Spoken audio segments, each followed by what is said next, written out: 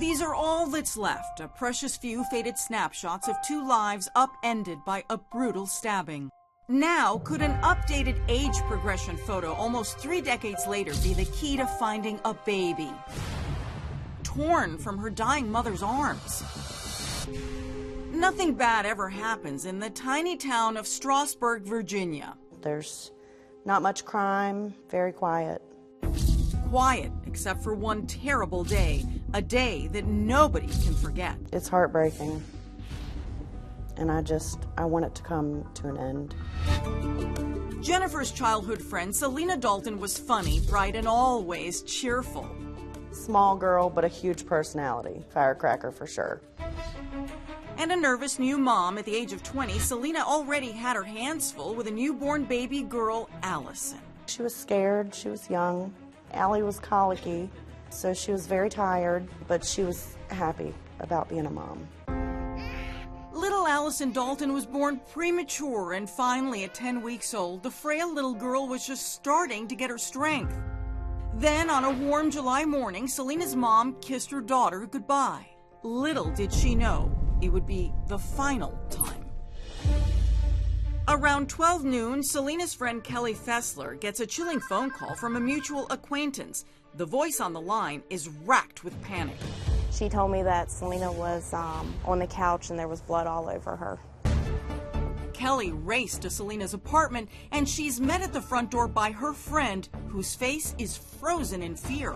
At first, I honestly thought they were playing a trick on me. But once I got up there, then I realized it wasn't. Kelly finds Sylena stretched out on the couch, shrouded in a blanket. She was laying on the couch, and the blanket was up over her head, and I pulled the blanket back. And then after that, it's pretty much a blur. Kelly's mind reeling at the sight of Sylena covered in blood. She's been violently murdered. But before Kelly can even process what she's witnessed, she gets another immediate jolt of panic. Baby Allyson's crib is empty. The baby was missing. Kelly rushed to the phone to call 911, then breaks the devastating news to family and friends. Sylena is gone. Someone took Selena's life, and I just dropped. The medical examiner's autopsy will soon detail the gruesome horrors of Selena's final moments. Deep stab wounds to her chest, piercing her heart, lungs, liver, and stomach. And yet, more cuts to her hands, a clear sign that a terrified Sylena fought desperately for her life. She had been stabbed several times in the chest. We later found out it was 5 times. Her time of death is placed somewhere between 9:15 and 10:30 a.m. But there's barely enough time to mourn Selena's death. The small town launches a frenzied search for the missing 10-week-old. It was huge news.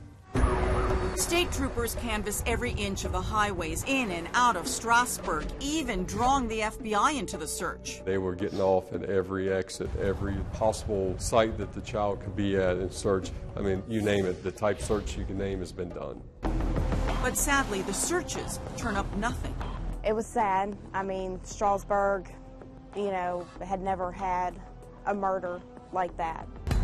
There's no sign of baby Allyson and little idea as to who would want Sylena dead. But police do turn up one clue from an eagle-eyed neighbor who saw something odd that very morning. He heard a noise, looked out his window, and saw a male putting a baby into the passenger side of a truck. Police don't have any suspects, but some of the people in Strasburg have their own suspicions. I believe that the baby's father is guilty. Daniel Pompel was Selena's on-again, off-again boyfriend and 10 years older than her. They didn't live together, but local papers report police were called frequently to the apartment complex because of domestic fights. I think once she found out she was pregnant, things took a downward spiral. Spiraling further with disagreements over custody and support, and adding to the drama, a paternity hearing reportedly scheduled on the day of Selena's murder. The day before everything happened, she told my mom that she was going to try to do things civilly, do things the right way, try to keep everything calm. And Jennifer says Sylena wanted things calm for one simple reason. She was terrified. She was scared that he would come after her. Selena's ex has, by all accounts, cooperated, answering all questions about Sylena and that awful day. And police never named him as a suspect or even a person of interest. But private investigator Chris Borba says there's a good reason Selena's family is pointing the finger at her ex. Remember how authorities placed Selena's time of death somewhere between 9:15 and 10:30 a.m.? He has put himself there at the scene around 9 o'clock in the morning. He told me. I don't think words can describe it. It's a special kind of evil. A special kind of evil with only one clue. There was a neighbor that saw a man putting a baby into a truck. Selena's best friend Jennifer Parker says that painful years of searching for baby Allyson and answers have now turned to decades. On the loose. It's sickening. But what kind of twisted mind would murder a mom and steal her baby? Suspicion around the small town of Strasburg long centered on Selena's ex-boyfriend, who denies he had anything to do with the crimes. Daniel Pompel continues to remain cooperative in the investigation. Decades ago, Selena's mother filed a wrongful death suit against him, but it was dropped for lack of evidence.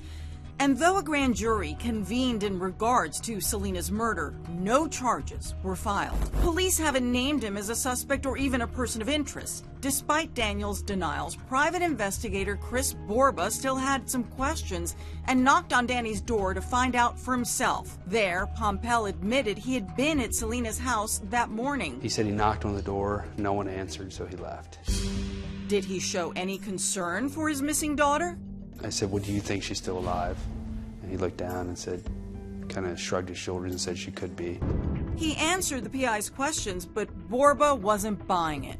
Well, he said he wanted to put it behind him and move on, but it's been my experience, people want to prove they're innocent or make you think they're innocent. He even called one of our producers saying he didn't want to do an on-camera interview, but still wanted to clear his name once and for all, stating, "I did not kill her. I have no idea what happened to her. I was her friend and we had a good time together. I liked her. We were friends." He went on to say that he didn't know that Allyson was his child until after the parental DNA test came back. He claims that if he knew Allyson was his child, he would have paid child support. And he reiterates his innocence, rejecting theories that he killed his daughter and telling our producer, "I'm hoping they can find her." And even today, that is the key question everyone is left with. Could Allyson still be alive? I try to keep hope that she is alive. Detectives are more than hoping. They're proactively drumming up new leads. They made an age-enhanced photo of Allyson from a baby until what she would look like now. Now, baby Allyson would be 26 years old, even older than her mother Sylena was when she was murdered. If you think you're Allyson, you, of course, reach out to us. There's a pretty sure way we can tell, and that's through DNA testing. Bringing Selena's killer to justice and bringing Allyson home might help ease the pain of Selena's mom. For now, all she has to cling to are these faded photos, the only reminder she has left of a huge part of her heart she tragically lost so long ago. She's absolutely devastated. And I can't imagine her pain never being able to look into your daughter's eyes again, and your granddaughter, in the same day you lost both of them. I can't imagine that.